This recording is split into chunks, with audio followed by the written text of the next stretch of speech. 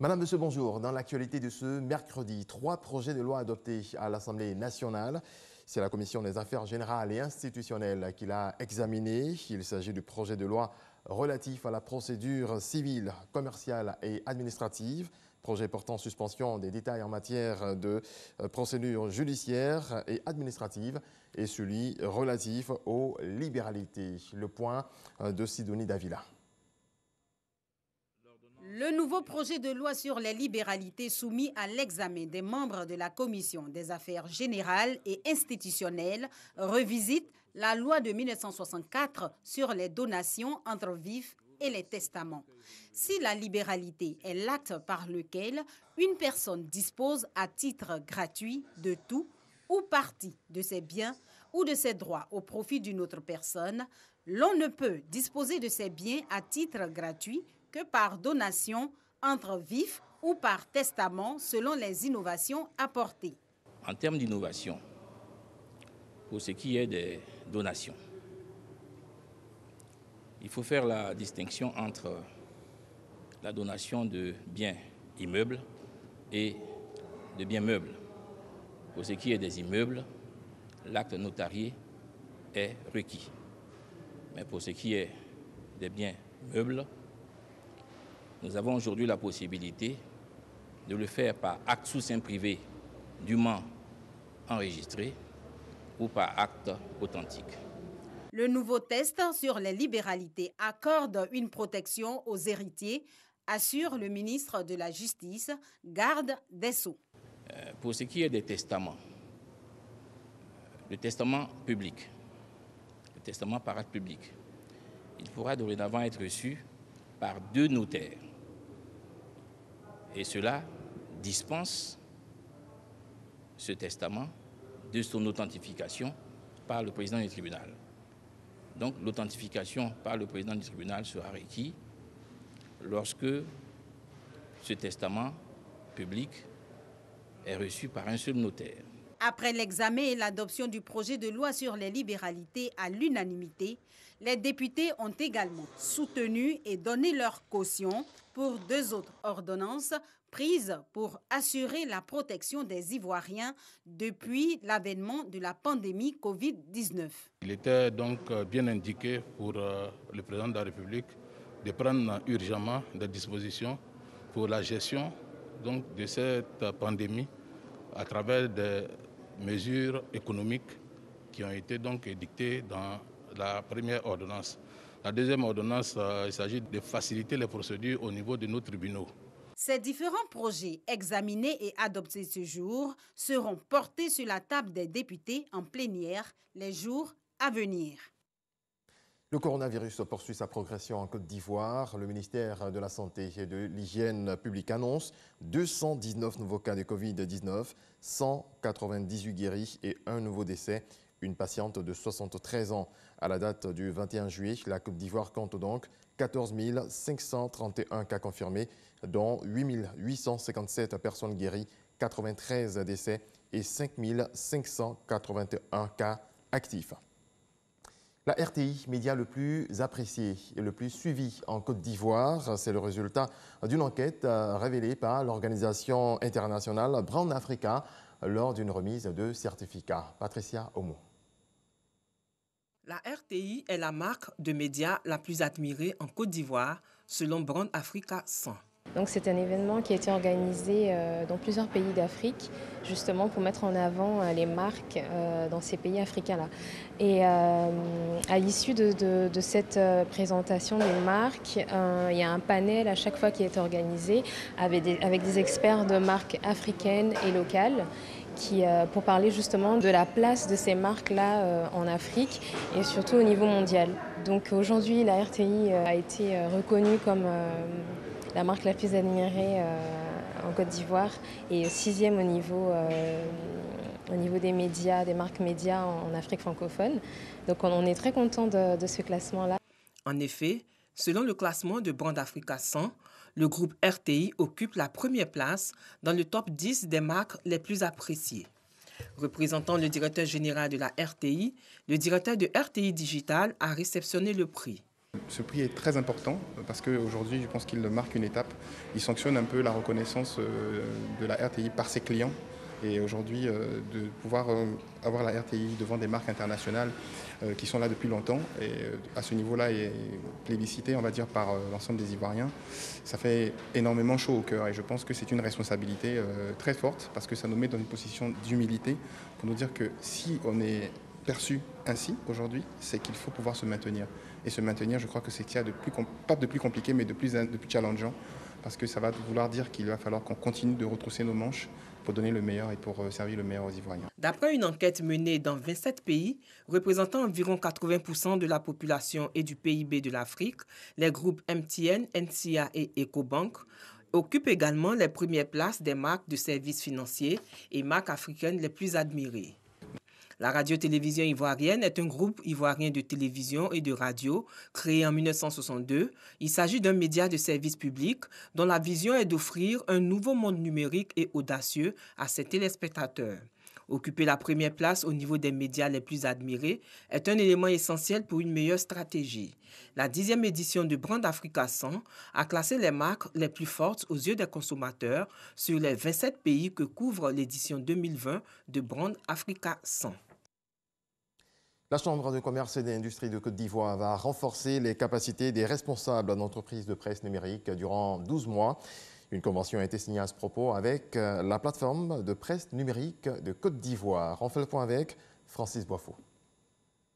La presse numérique ivoirienne veut amorcer un nouveau départ à travers cette signature de convention avec la Chambre de commerce et d'industrie de Côte d'Ivoire. Notre vision, fédérer, formaliser et former. Il est important de former. Et cette formation, justement, lorsque vous êtes bien formé, justement, vous ne pouvez pas vous permettre à pouvoir participer aux fake news. Nous, pour nous lançons ce cri, à la fois la sensibilisation, c'est pour pouvoir aider les personnes à pouvoir comprendre qu'il y a un problème autour, mais nous formons surtout au fact-checking. Nous avons fait des tournées au niveau national et international pour pouvoir aider justement à pouvoir décortiquer les techniques de fact-checking, aider les personnes à pouvoir réussir le pari de pouvoir écrire. La Chambre, dans son rôle d'appui aux entreprises, va justement permettre aux entreprises de renforcer leur capacité d'être beaucoup plus performantes. À la suite du coronavirus, chacun a vu l'importance de la presse en ligne, chacun a vu l'importance de la presse numérique. La plateforme de presse numérique de Côte d'Ivoire, PNCI, regroupe une 60aine d'entreprises. Elle a été créée en janvier 2020. Cette plateforme travaille à la mise en place d'un annuaire officiel et de la carte de journaliste professionnel pour la presse numérique. 200 officiers de police et de gendarmerie ont été formés sur la sécurisation du territoire en période électorale. Ils ont suivi 6 semaines, 6 séminaires et se disent prêts pour les défis futurs. Oui. Cadre légal et institutionnel des élections en Côte d'Ivoire, sécurité en contexte d'élection, retour d'expérience sur les bonnes pratiques en Afrique de l'Ouest, police de proximité et société civile, quel type de collaboration pour une meilleure sécurité en temps d'élection, force de sécurité en contexte d'élection, sont entre autres les sujets qui ont été abordés au cours du séminaire sur la gestion de la sécurité en contexte d'élection. Il se tient à Mans et constitue la dernière étape d'une série de 6 séminaires itinérants. Ce sont des officiers de la police et de la gendarmerie qui participent à ces formations. Une initiative du ministère de la Sécurité et de la Protection civile soutenue par la Fondation Konrad Adenauer. Objectif, outiller les officiers de police et de gendarmerie. Il faut permettre à nos forces d'avoir des outils qui vont leur permettre d'appréhender l'enjeu politique, géopolitique, social et réviser les mécanismes de sécurisation qui ont été décidés par les grands commandements pour ces élections à venir. Ces formations, au dit des participants, sont de bons partages d'expérience. À travers ce cadre d'aujourd'hui, naturellement, nous aurons à enrichir ce que nous avons déjà, mais surtout à bien consolider cela pour que les élections se passent dans un contexte apaisé. Et ça nous permet de préparer nos éléments pour tout ce qui concernera la sécurité pour les élections à venir. Il y a la phase préélectorale, il y a la phase électorale proprement dite, et il y a la phase post-électorale. Donc, ces formations-là prennent l'ensemble de tous ces volets-là.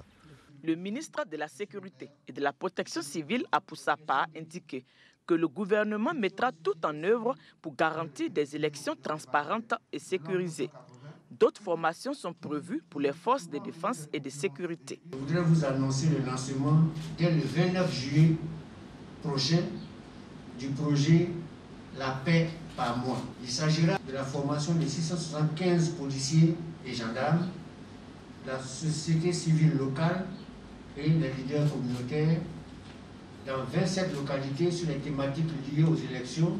Au total, ce sont près de 200 officiers de police et de gendarmerie qui ont été formés au cours de ces 6 séminaires itinérants qui se sont tenus à Abidjan, Bouaké, Korogo, Gagnoa et Man. On se rend à Korogo où les danseurs du Soro Migidjo ont rendu hommage à l'ex-premier ministre le jour de son inhumation. Le Soro Migidjo est une danse de réjouissance dans la région du Poro. Amadou Gon Coulibaly avait une histoire particulière avec cette danse. C'est ce que nous dit Ami Sissoko. Un hommage du groupe Soro Migidjo à son président d'honneur Amadou Gon Coulibaly dans la pure tradition Sénoufo.